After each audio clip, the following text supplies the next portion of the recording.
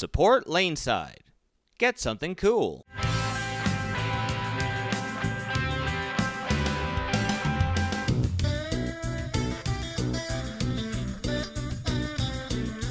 Hey everybody, and welcome to another edition of Laneside Reviews. As always, I'm the bearded beast, Rob Johnson, joined once again by Scoops Porter, and we're going to take it Laneside to see how today's episode stacks up.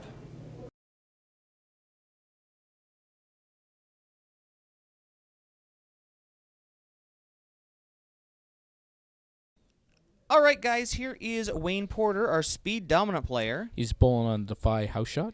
Now this may be the most complete look at the new vintage Phantom that's out there. Yeah. Because we got our hands on the original 3. Yeah. Not one. Not two. two. All three. Yeah.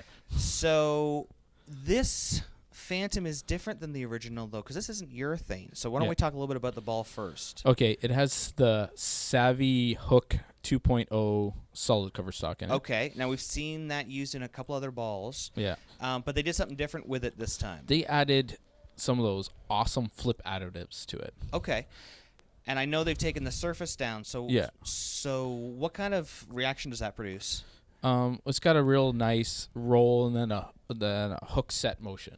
Yeah, kind of like an the asymmetric. originals. Yeah, because this doesn't have an asymmetric core in it. Yes. Now, even though the original cores they're not USB-C usable anymore. Yes. Too bad. Too bad. Boo-hoo. They're grandfathered in though. Yeah. We were able to. They are able to kind of get that reaction by using surface plus additives plus core. Yeah. So we see Wayne here throwing this. Now, we know that speed dominant players can't play urethane. Yeah. So for him, this is kind of a control ball. It rolls early. Really? Yeah. And gets through the pins. Yeah, and it's got that, like you said, the hook set, so it's not over reading the end of the pattern or anything. Now, this is where things kind of get fun. We don't just, kind of say, hey, this is what it does. Yeah. We went out, we got you guys. First, starting with the Black Phantom. And he's playing this in the same spot. Same spot. Now, what we did is we actually tested these balls across a few different lane conditions. Okay. We've got a few different shots from our tests to show the average reaction. Here is the blue, the slate blue, or whatever you call it. And that was pretty close, almost identical reaction. Yeah. You saw the black one hit like, old school urethane. Yeah. 5.7. It's a little bit more right with the crimson. And this one was the high RG core, and it basically blows through. You can see he's got a washout there. Yeah.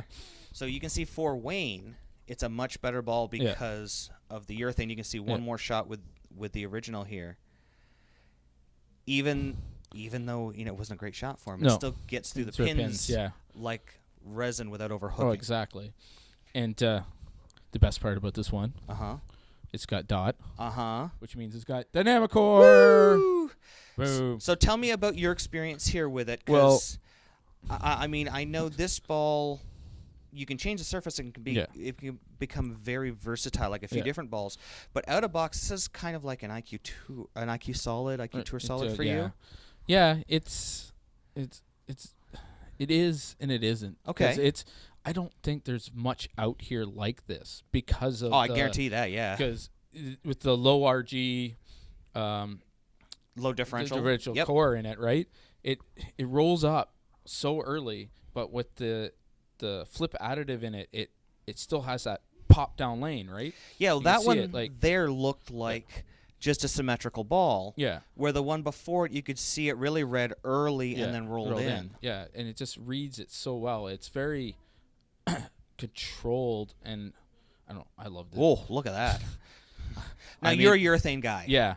I like this reaction. That's the kind of what I like. The early roll. Yep. The setting itself up. The core that was in the originals is one of my favorites because it also was in the Ultra Zone. Yes. And it's not one that they can reproduce anymore. No, because of being against the new rules. And you can see it's a nice continuous, goes out, reads, and rolls in. You have, at one point you had a bag of 6 urethane balls. Yeah. So for you did you feel like this compared well to Yeah, your... it's like having just maybe a little step up Yep. to it. We just laid it out normal, but I mean, if Yeah. you had like a different one, you could definitely see. Now here you are throwing the black one. Yeah. You can see we're on a different lane. It's an average. Yeah. It was kind of there, Yeah. but just didn't have enough down lane. Yeah. Here you are with your slate blue. Yeah. And you see that was similar. Mm-hmm. We said that with Wayne. It was very similar. Yeah. And that's the thing and that was the low RG. The super low RG one, yeah. And here's the crimson, and once again the higher RG. Plunk. Yep. Now, to make sure that this test was fair, Yeah. one of the things that I was really happy about being able to do is each one of these phantoms was spun to find its true mass bias. Yeah. Then each one was laid out with the exact same layout. Yeah. So these are literally putting apples to apples Yeah. against all of the balls. Now, you can see me here with it. Yeah. I have the Black Phantom in my bag specifically to control patterns. Yeah. When they're hooking too much down lane. With my low tilt, though, urethane looks awful. Yeah. You don't need something to roll early. I don't need anything to roll earlier than it already does. Yeah. Where you throw this very well. I love this ball. Yeah. And I'm not saying that because I'm a Brunswick guy. I'm saying it because I need something a lot of the time to control the lane down, or the reaction down lane. Yeah. And you can see that ball is getting there, and it's just making the turn. It's not laboring. It's getting there. Exactly. Because you can see how it's hitting. And that's the key. Sometimes you just need to control the pocket. Yeah, you Right? can't always hook the lane. Sometimes you want the ball to get there, and you deal with what's left. Yeah. With the dynamic core and the dot, bonus. Less stuff left behind. Yeah, and like this ball can be in your house league bag. Yep. Your tournament bag. 100%. Your sports league. Everything. It's a very versatile reaction and absolutely. Ball. I mean, I've been seeing guys online who have 3 of these in a bag. They've got one control layout, one with a pin up with a little bit of surface to make it flip. Yeah. One as a control layout with lots of surface to make it roll early. Yeah. I mean, that's awesome. And you can see me playing it there. Yeah. I'm not swinging it. I'm not spinning it. It's just getting down, walk in. You don't have to trick it. Yeah. And I love this specifically. I mean, for the longest time, the Phantom was the only asymmetric urethane. Yes. And they brought out others, but it never quite did the same thing. They're very shot specific. Very shot specific. Now here I am with the black one. You can see I'm in that exact same area. The only difference was a 7-pin. I was a tiny bit high. Yeah. Because I couldn't project it out farther without it not making it back. You can see with the slate, the blue, I'm in the exact same spot, and go figure, almost strike. Almost all of us said that this ball was exactly the same. But anyway, the people had these with 3 surfaces as a full layout or a full tournament arsenal. Here we are with the crimson. Once again, doesn't make it back. Yeah.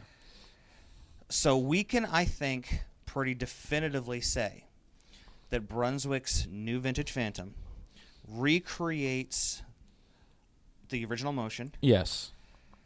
And gives you more versatility going forward from it. So you really don't need to find that old one. You can just get the new. Thanks for watching. Don't forget to like and subscribe and turn on notifications so you never miss a show. So until next time, guys, we'll see you laneside.